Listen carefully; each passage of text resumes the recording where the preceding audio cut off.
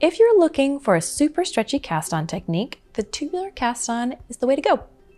It takes a few rows to set up, but the super stretch factor is well worth learning how to do it. This cast-on is particularly great for ribbed projects because it creates knit and purl stitches in the very first row. Hi, I'm Hannah from knitting.com, and today I'll walk you through the steps for how to do the long tail tubular cast-on. Like its cousin, the long tail cast-on, this tubular version uses a long yarn tail and the working yarn to create a super stretchy cast-on edge for knits. The tubular cast-on is a bit more involved than typical beginner-friendly methods we've covered, but don't worry. We'll show you how to do each step so that you can cast on and start knitting right away. Let's talk about how the long tail tubular cast-on works.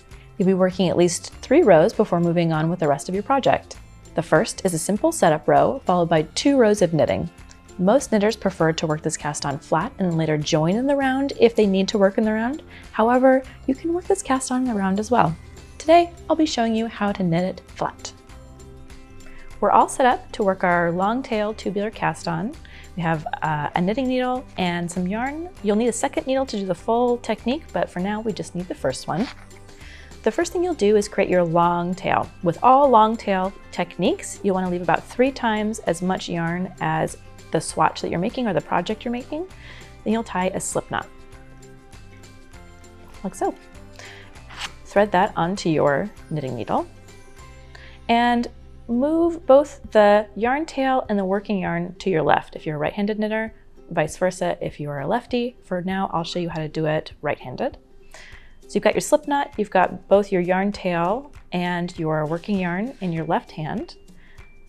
Wrap it around your pinky to hold it a little bit tight, and then insert your index finger and thumb through the 2 strands. All right, you're all ready to go. So this is a 2-step motion where you're weaving your needle underneath a yarn strand to pick up the other, and then vice versa to create both knit and purl stitches in your cast-on row. The first thing you'll do is you will shift your knitting needle up and over your index finger strand and under. So you're kind of going over and under, back to the center. You're going to grab the thumb strand and pull it underneath. And that creates the first purl stitch because you've got a little purl bump here ready to go. Now you're going to do the opposite side. You're going to go up and over the thumb strand to grab your index finger strand and pull that under. And that's a knit stitch. So you can see the knit V starting to form and the purl bump starting to form. So now you go do the opposite thing again. So you're going over the index finger to grab your thumb strand and pull it under.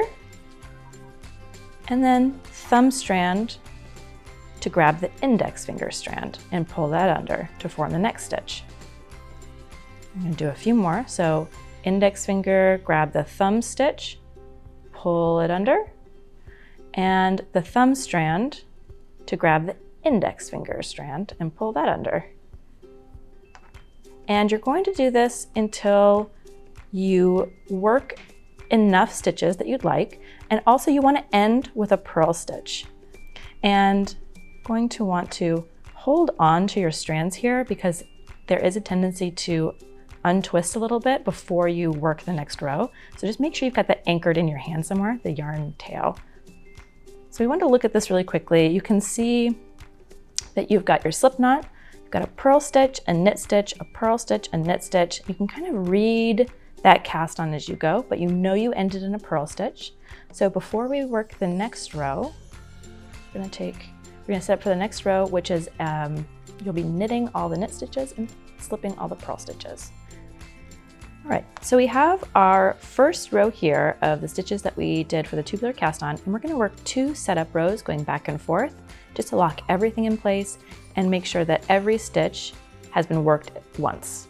You can also repeat this row 2 more times for an extra long cast on. We're just going to show you how to do it with just the 3, the cast on row and the 2 setup rows. You can repeat the 2 setup rows 1 more time for just a bigger cast on edge.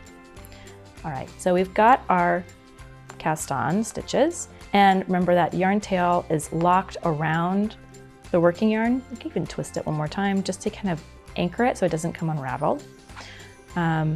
You'll want to make sure that you are knitting with your working yarn, which is the yarn attached to your ball and not your yarn tail. So make sure you've got that out of the way. And in this case, you'll be knitting every knit stitch in the row and slipping every purl stitch with the yarn in front. So in this case, we start with it. We know we ended with a purl stitch on the cast on row. So this will be a knit stitch. Even if it's hard to see what's going on, you know that that first one is going to be a knit. I'm going to knit into that normally. Remember to keep track of that yarn tail just in case.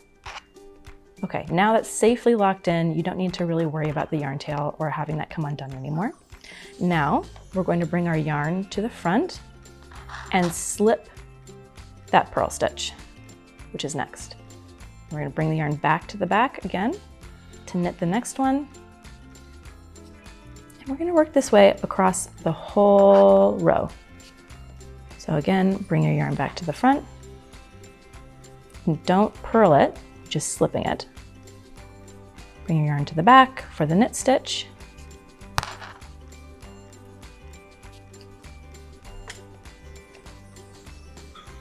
Bring your yarn to the front to slip the next one. And then we're going to slip the last stitch with the yarn in front. So I've already just pulled the yarn in front at the end of that one, and we're going to slip the stitch, and we're going to turn our work. So this is the second setup row. You're going to work it the same way as the last one.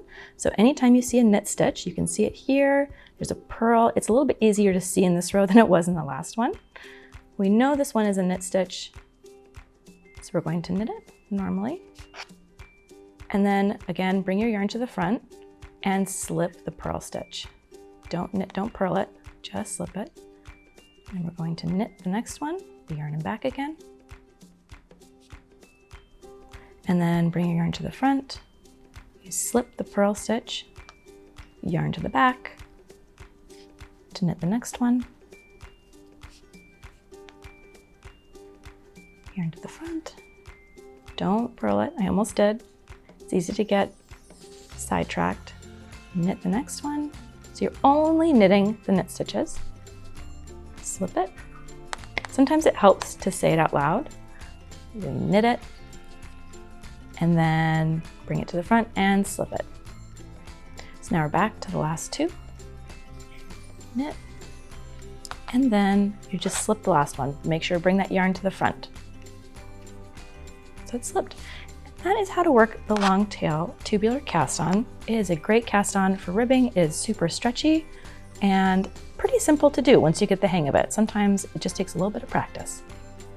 And that was how to work a long tail tubular cast on. Once you've practiced these setup rows a few times, you'll be casting on for longer projects easily. If you found this tutorial helpful, be sure to click the thumbs up and leave a comment down below. Subscribe to knitting.com if you'd like to stay in the loop, and check out our other social media channels. In the meantime, happy knitting!